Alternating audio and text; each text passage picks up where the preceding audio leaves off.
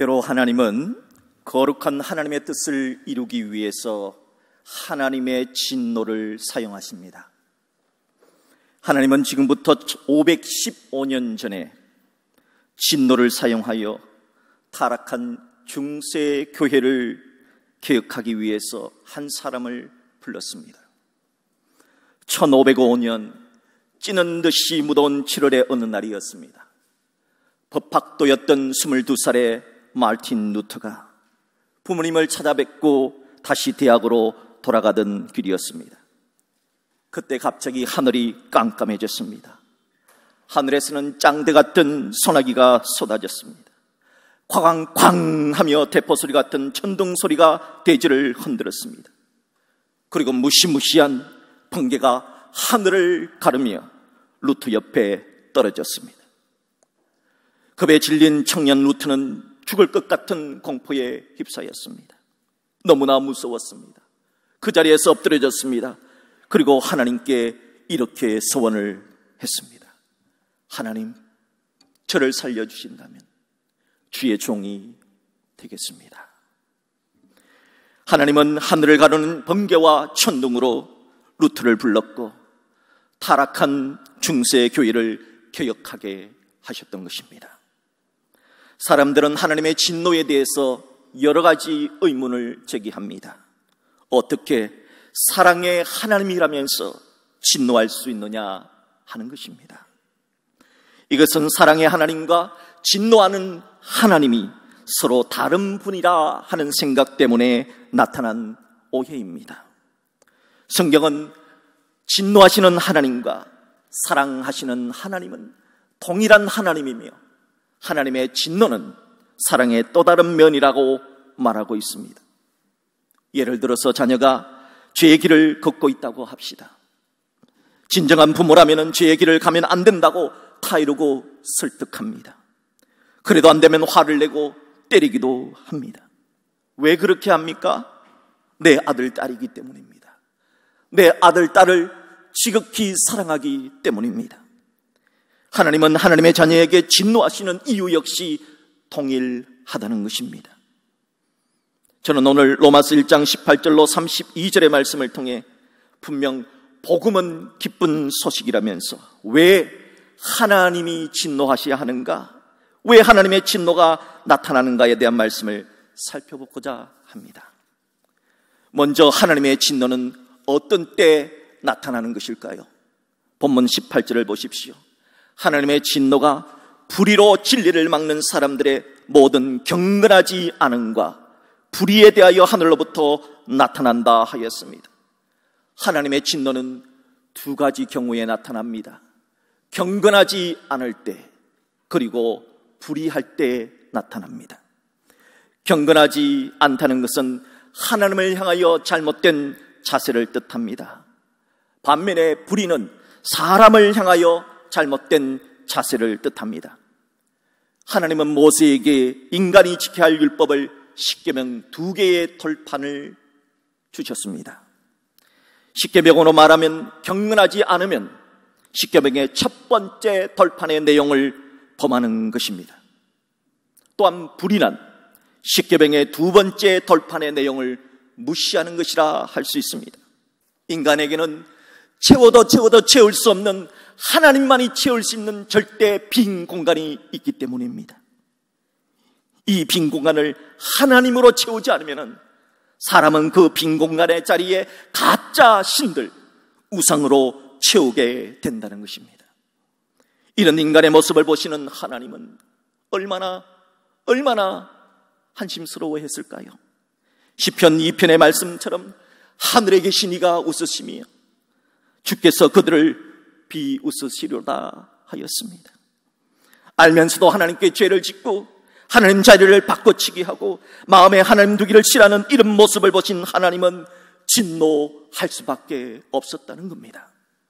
하나님은 내버려 두심이라고 하는 강력한 진노의 방법을 사용하셨습니다. 본문 24절, 26절, 28절을 보십시오. 먼저 본문 24절을 보십시오. 그러므로 하나님께서 그들의 마음의 정욕대로 더러움에 내버려 두사 하고 내버려 두셨습니다. 26절을 보십시오. 이 때문에 하나님께서 그들을 부끄러운 욕심에 내버려 두셨으니 하고 내버려 두셨습니다. 또한 28절도 보십시오. 또한 그들이 마음에 하나님 두기를 싫어하며 하나님께서 그들을 그 상실한 마음대로 내버려 두사 하고 내버려 두셨다는 겁니다. 하나님의 진노는 참으로 다양합니다. 처음에 하나님은 인간이 죄를 지었을 때 모르는 척 그냥 넘어가 주시기도 합니다. 그러다가 선지자를 보내서 하나님의 말씀을 통해 말씀으로 다 이루기도 합니다. 그러다가 회초리를 때릴 때도 있습니다. 하나님이 때리시는 이 회초리를 사랑의 매라고 하는데 사람들은 그렇게 생각하지 않고 고난이라고 합니다. 일반적으로 인간에게 닥쳐온 고난은 크게 세 가지로 봅니다. 첫 번째는 전쟁이라고 하는 고난을 주십니다. 두 번째는 기근과 가뭄과 홍수와 같은 자연재해를 주십니다. 세 번째는 전염병이라고 하는 고난을 주십니다. 고난을 통해 나라를 망하기도 하고 역사를 아프게도 합니다. 그러다가 말로도 안 되고 회초리를 때려서라도 안 되면 그때 하나님은 더 강력한 방법을 사용하십니다. 그래, 너희들 마음대로 한번 해봐라. 그래, 하나님 없이 한번 살아봐라 하면서 내버려 두심이라고 하는 고강도의 진노의 방법을 사용하신다는 것입니다. 사랑하는 성도 여러분, 우리들은 분명히 알아야 합니다. 하나님이 간섭하시는 것이 하나님의 은혜요, 하나님이 간섭하지 않고 내버려 두는 것은 하나님의 가장 강력한 진노의 방법이라는 것을 알아야 합니다. 과연 하나님이 내버려 두시면 인간 사이에는 어떤 일이 벌어질까요? 첫째로 본문 24절 25절을 보십시오. 그들의 몸을 서로 욕되게 하게 하셨으니 이는 그들이 하나님의 진리를 거짓 것으로 바꾸어 피조물을 조물주보다 더 경비하고 섬김이라 하였습니다. 하나님이 없이 인간 마음대로 살도록 그냥 내버려 뒀더니 인간들은 점점 더 몸을 욕되게 하고 점점 더 많은 우상들을 섬기더라 하는 겁니다. 이를 통해서 성적 타락은 우상 숭배와 밀접한 관계가 있음을 알 수 있습니다. 여러분은 하나님이 가나안 땅에 잘 살고 있었던 원주민들을 내쫓은 이유, 그리고 출애굽한 이스라엘 민족에게 그 땅을 정복하게 하신 이유가 뭐라고 생각하십니까? 신명기 9장 5절에 그 답이 있습니다. 가나안 땅에 살고 있었던 이 민족들이 악함으로 말미암아 악했기 때문입니다. 내 하나님 여호와께서 그들 내 앞에서 쫓아내심이라 하였습니다. 가나안 땅은 장차 하나님의 아들이 태어날 땅입니다. 장차 예수님이 태어날 땅이라면 어떤 땅이 되어야 하겠습니까? 거룩한 땅이 되어야 하지 않겠습니까? 그런데 가나안 원주민들이 그 땅을 더럽혔다는 겁니다. 바알과 아세라라는 우상을 숭배함으로 그 땅을 더럽혔습니다. 바알과 아세라 우상을 숭배할 때 어떤 일이 있느냐? 바알과 아세라 우상을 숨길 때 그 신전에는 창녀와 창남들이 가득 있었습니다. 그래야 신전을 찾아오는 자들과 성적인 관계를 맺는 그런 이상한 의식을 가졌습니다. 오늘날까지 대부분의 이단과 사이비와 우상 숭배자들은 가나안의 우상 숭배를 그대로 카피하고 있습니다. 그래서 우상을 섬기는 곳일수록 성적으로 타락하는 현상이 나타나는 이유가 거기에 있는 것입니다.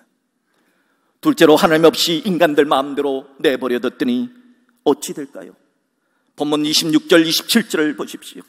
곧 그들의 여자들도 순리대로 쓸 것을 바꾸어 영리로 쓰며 그와 같이 남자들도 순리대로 여자 쓰기를 버리고 서로 향하여 음욕이 부릴 듯 하며 남자가 남자와 더불어 부끄러운 일을 행하여 그들의 그릇 때문에 상당한 보응을 그들 자신이 받았느니라 하였습니다. 하나님 없이 사니까, 인간들 마음대로 사니까 그냥 내버려 뒀더니 순리적 현상을 영리적 현상으로 바꿔치기 하더라는 겁니다. 그리하여 상당한 보응을 받게 되었다는 겁니다. 순리적 현상이란 창세기 2장에 나타난 하나님이 인간을 창조하실 때 만드신 결혼의 원칙을 뜻합니다. 하나님은 이 세상을 창조할 때 사람을 창조할 때 남자와 남자로 창조한 것이 아닙니다. 하나님은 사람을 창조할 때 남자와 여자로 창조하셨습니다. 그런데 사람들이 하나님이 만드신 이 창조의 원칙, 결혼의 원칙은 하나님이 남자와 여자 둘이 한 몸을 이룰지니라 하는 것이 결혼의 원칙인데, 인간들이 남자와 여자와 결혼하는 이 순리적 현상을 영리적 현상으로 바꿔 남자와 남자가 결혼하고 여자와 여자와 결혼하는 영리적 현상으로 바꾸려고 했다는 겁니다. 하나님을 우상으로 바꿔치기 한 인간들이 이제는 하나님의 창조의 원리, 결혼의 원리까지 바꿔치기 하려는 겁니다. 그런데 이런 영리적 현상이 사도 바울이 로마서를 기록할 그 당시에도 나타났습니다.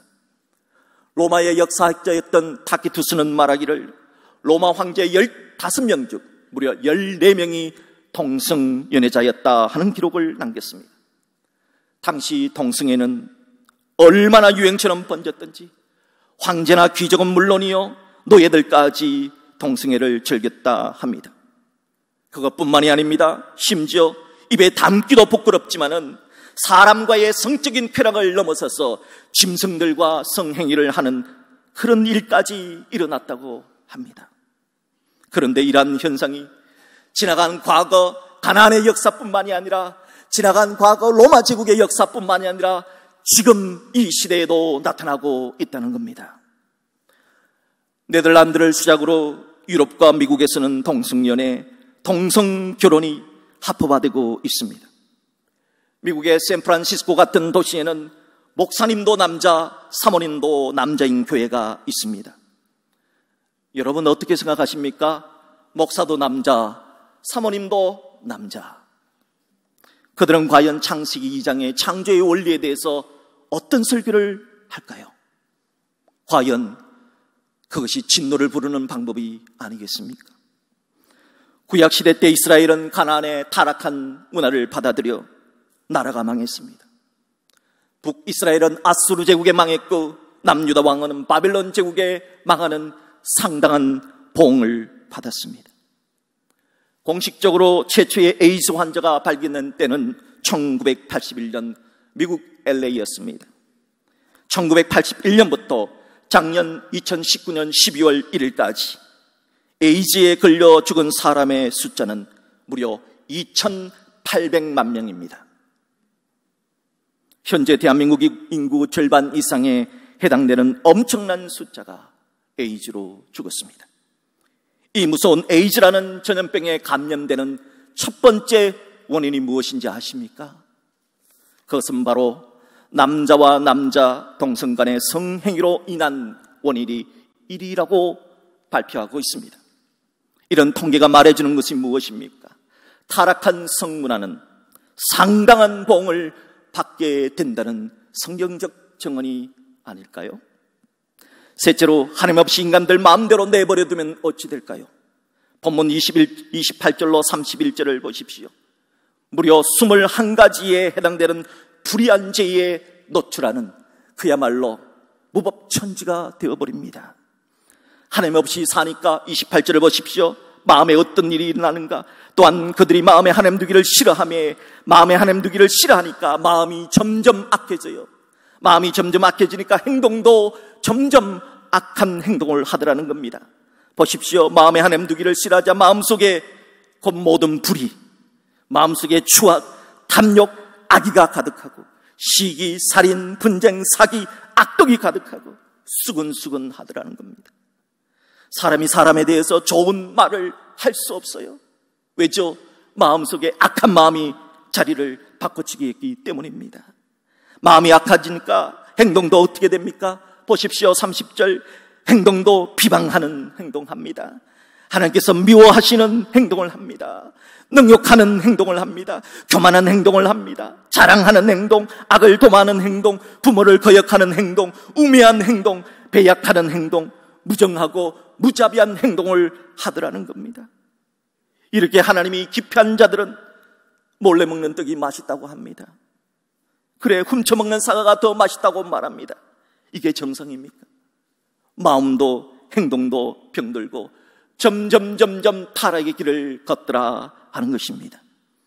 이것이 하나님 간섭 없이 하나님을 떠난 인생들이 살아가는 현주소라고 할 수 있습니다. 그래서 어떤 사람들은 이런 질문을 하지요. 그렇다면 하나님께서는 왜 인간들이 죄짓지 못하게 막지 않으십니까? 하나님께서는 인간들의 자유의지를 무시하지 않기 때문입니다. 비록 탕자 같지만 하나님은 그래 그토록 하나님 없이 살아보겠다 하니까, 하나님 간섭받지 않고 살아보겠다 하니까 그렇게 한번 살아보라 내버려 두신다는 겁니다. 비록 유산을 다 탕진하고 거지가 되지만, 비록 돼지가 먹는 쥐염 열매를 먹고 죽을 고생을 하지만은, 그런 고난을 통해, 그런 아픔을 통해 다시 하나님께로 돌아가야지 하는 마음으로 돌아오기를 기다리면서 하나님은 내버려 두신다 하는 것입니다. 그렇다면 하나님의 진노에 대한 인간의 대응은, 인간들의 대안은 과연 무엇일까요?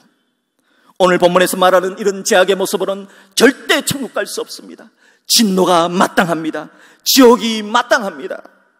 그러면 어떻게 해야 할까요? 어떻게 해야 하나님의 진노하심에서 구원을 받을 수가 있을까요? 메시아의 시편으로 불려지는 시편 2편에 그 답이 있습니다. 우리 다 함께 시편 2편 12절을 합독합니다. 그의 아들에게 입맞추라.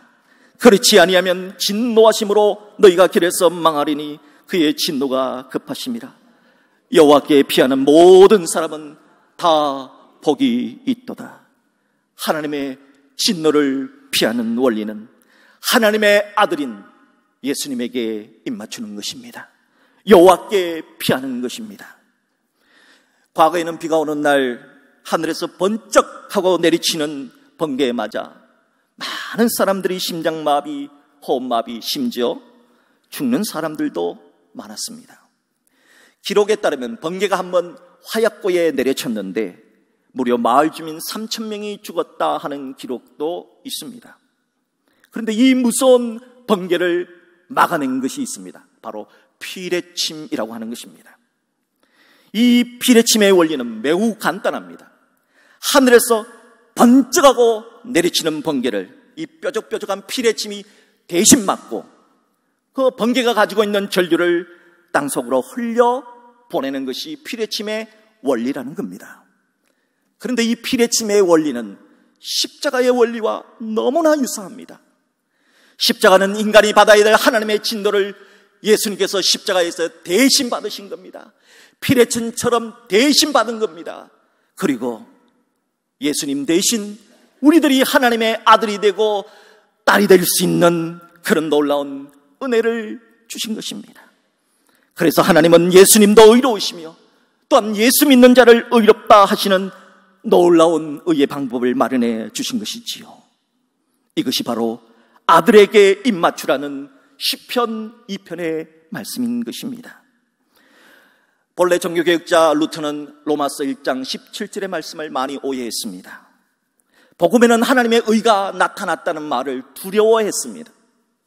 하나님의 의가 나타났다, 이 말을 진노하시는 하나님, 심판하시는 하나님의 의가 나타났다면 그것이 어떻게 기쁜 소식, 복음이 될 수 있느냐? 이 말은 주지 않아도 좋은데 왜 하나님이 이것을 복음이라고 하셨는지 이해를 못했습니다. 그러다가 로마서 1장 17절을 깨닫는 계기가 있었습니다. 그가 1510년 가을이었습니다. 예수님께서 빌라도 총독에게 재판을 받기 위해 올라갔던 빌라도 총독의 계단이 있습니다. 그 집무실 계단을 무릎으로 기어 올라가다가 로마서 1장 17절에서 말씀하신 이 말씀이 무엇을 뜻하는지를 깨닫게 되었습니다. 복음에는 하나님의 의가 나타났다는 말씀은, 복음에는 예수님께서 우리 대신 하나님의 진노를 대신 받았다 하는 것입니다. 그리고 예수님께서 가지고 계신 의를 우리에게 대신 주셔서 우리가 하나님 나라에 갈 수 있는 의로운 사람이라고 칭함을 받는 의가 나타났다 하는 뜻을 깨닫게 된 것입니다. 하나님의 진노를 막을 수 있는 유일한 방법, 그것이 바로 하나님의 번개를 막아준 피레침처럼 그 십자가를 지신 예수님을 믿는 믿음으로 사는 것이 유일한 방법이라는 사실을 알게 된 것입니다. 여러분, 그 어떤 것도 아닌 하나님의 진노를 막을 수 있는 유일한 방법은 바로 예수 그리스도를 믿는 오직 믿음, 그 오직 믿음으로 이것이 타락한 중세교회를 개혁한 종교개혁의 모토가 될 수 있었던 것입니다. 사랑하는 여러분, 인간은 하나님 없이 살면 절대 행복하지 않습니다. 인간은 하나님 없이 살면 우상의 노예가 되고 저주를 받게 됩니다. 하나님의 간섭 없이 살면 마음이 어떻게 될까요? 몸은 어떻게 될까요? 필경 타락의 길을 걷게 된다는 것입니다. 그러므로 우리들의 기도도 바뀌어야 할 것입니다. 하나님, 제발 저희들을 내버려 두지 마시옵소서. 내 인생 좀 간섭해 주옵소서 하고 우리의 기도가 바뀌어야 될 것입니다. 하나님, 제발 진노하셔서라도 내 인생의 브레이크가 되어 주십시오 하고 기도해야 할 것입니다. 다시 여호와께로 돌아갑시다. 다시 말씀으로 돌아갑시다. 예수 믿는 사람은 오직 믿음으로 하나님의 진노를 막아낼 수가 있기 때문입니다.